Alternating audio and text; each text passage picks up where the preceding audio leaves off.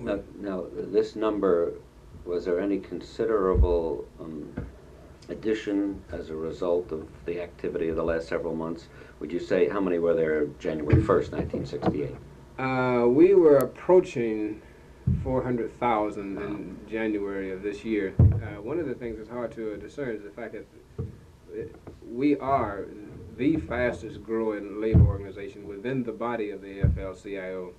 And I think it's related to the philosophy, in the sense that we're saying that, you know, we should enjoy the full rights of bargaining, and public employees are becoming more aware of the fact that private industry has far, you know, outran them in terms of not only wages but also benefits, where the public sector was supposed to be, you know, so much further ahead, say 20 years ago. But we're growing so fast that it's hard to, for instance, point out at what point increase takes place over others.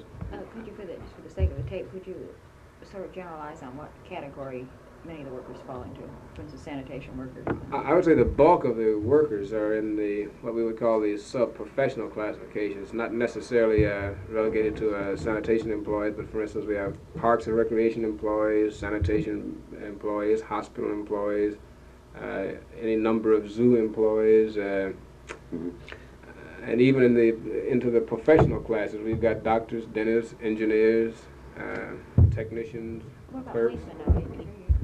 We have probably in our union approximately 15,000 policemen, both police in the sense of municipal police, and also sheriff in the sense of county police officers. Now, is your union divided in any way as to the crafts within the entities? But if you're a municipal employee, you can belong to this union regardless of the nature of your work. Right. We don't divide along classification lines or craft lines. We do where we have, for instance, legislation in states where bargaining units are described. By law, there has to be a break-off in terms of who's eligible to belong to the union. And that break is along the lines of the National Labor Relations Board definition of supervisorial responsibilities. That would be the only breaking point. We would not say that, for instance, a guy is a gardener, therefore he cannot belong to this union. Everyone is eligible under those conditions as they're described by the unit. We do have, for instance, in the library areas where you may have only a given set of employees with the same classification. Therefore, if you organize a local, it's going to be all of one kind. Not by design, but maybe sometime by circumstances, we wind up in sort of a craft sense. Yeah.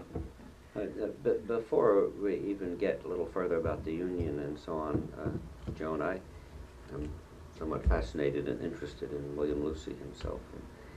I'd like to ask maybe a few questions that, I mean, I know that I'm interested in, and may even be more relevant as we go along. But in, say, selecting your career, what were some of your motivations?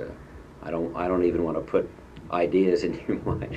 I mean, you know, some of us really have very little control. We're almost pushed into it in circumstances and so on. But you knew what was happening to you, didn't you? Or did you suddenly wake up and find yourself? Well, I'm not sure whether I can't really say I knew what was happening or not. As I pointed out before, for some 13 years I had worked for the county in the capacity I did, and had been for that amount of time involved with the union in one capacity or the other. And at the same time was doing what I considered to be a considerable amount of community work. And at the same time, along with one other fellow running a consultant engineer's office, and you were doing all of these things during the course of one day. There came a point, it seems to me, where you had to make some judgment as to how much time could be spent in any of these areas and come somewhere near doing an effective job, at least a job that was satisfying as far as I was personally concerned. And I decided in 1966, after the offer came naturally to work with the union on a much broader scale, that maybe this was just something I'd like to try based on just my own personal concerns and thinking as to what could be done if we really applied the philosophy, or attempted to apply the philosophy on sort of a grassroots basis. Because the unique thing about our union is the fact that those people who are members within a given municipality happen to also live within the boundaries of that municipality, so they have a different impact on the community, or potentially can have a different impact if they sort of focus their concerns and views outside of just the membership itself. For example, in just about every community you find in this country, people can play a role in community activities or social activities through the organization that they are sort of wedded to during the day-to-day work. And that can be sort of a twofold benefit as far as the community is concerned. Because, yeah, in a sense, they're their own employers, too. Right. You know, Right. And a healthy community would give them a much healthier situation. But it seems to me that you know, you had a choice. You could have gone on in engineering, for instance, in some phase of it, and but yet here you are